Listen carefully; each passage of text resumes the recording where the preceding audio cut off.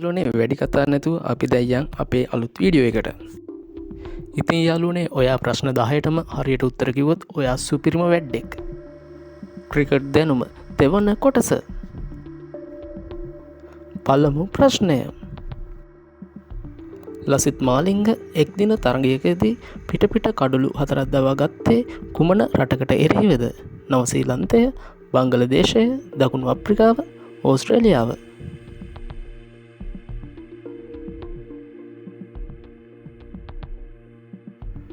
පිළිතුර දකුණු අප්‍රිකාව. දෙවන ප්‍රශ්නය.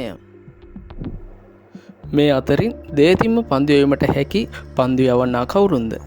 ජීවන් මෙන්ඩිස්, අජන්ත මෙන්ඩිස්, කමිදු මෙන්ඩිස්, රමේස් මෙන්ඩිස්.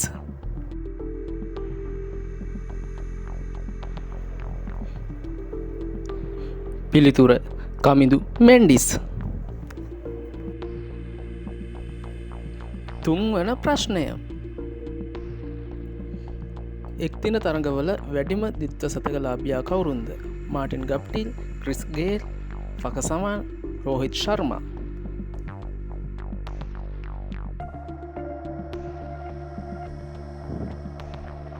පිළිතුර රෝහිත් ශර්මා.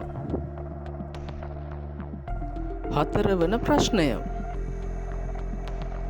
තම රටේ අගමැති ධූරය හෙබ වූ ක්‍රීඩකයා කවුරුන්ද? කාල් ඌෆ, මයිකල් වෝන්, ඉම්රාන් කාන්, රිකී පොන්ටින්.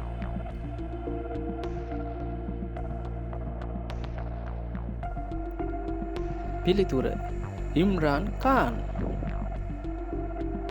පස්වන ප්‍රශ්නය. මේ අතරින් ශ්‍රී ලංකාව වෙනුවෙන් පළමු ටෙස්ට් ත්‍රිත්ව සතික ලබාගත් පිතිකරුවා කවුරුන්ද? රොෂන් මහනාම, මහේල ජයවර්ධන, සනත් ජයසූරිය, කුමාර සංගක්කාර.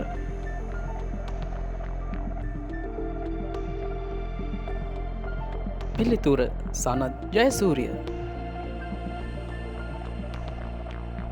හයවන ප්‍රශ්නය. මේ අතරින් පන්දු යවන්නා හට අයත් නොවන දැවියාම වන්නේ කඩුළු මුවා කර දැවියාම, ස්ටම්ප් කර දැවියාම, දුවද්දී දැවියාම, උඩ පන්දුරකගෙන දැවියාම.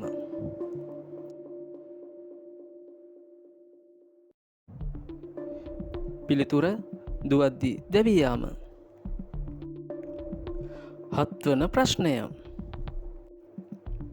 ශ්‍රී ලංකාව 2020 ලෝක කුසලානය ලබාගත් වර්ෂය වන්නේ 2009, 2012, 2014, 2016.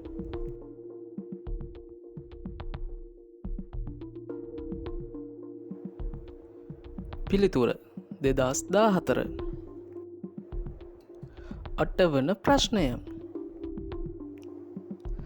ආසියානු කුසලානයත් ලබා නොගත් රට වන්නේ ඉන්දියාව, ශ්‍රී ලංකාව, පාකිස්තානය, බංගලාදේශය.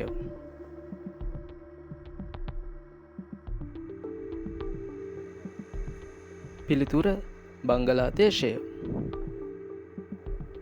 නවවන ප්‍රශ්නය. 2007 වර්ෂයේ එක්දින ලෝක කුසලානය දිනාගත් රට වන්නේ එංගලන්තය, ශ්‍රී ලංකාව, පාකිස්තානය, ඕස්ට්‍රේලියාව.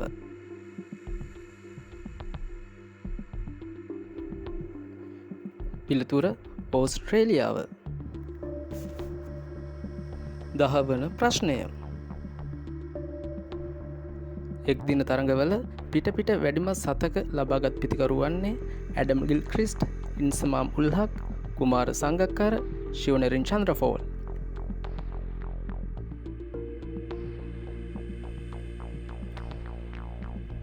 පිළිතුර කුමාර සංගක්කාර.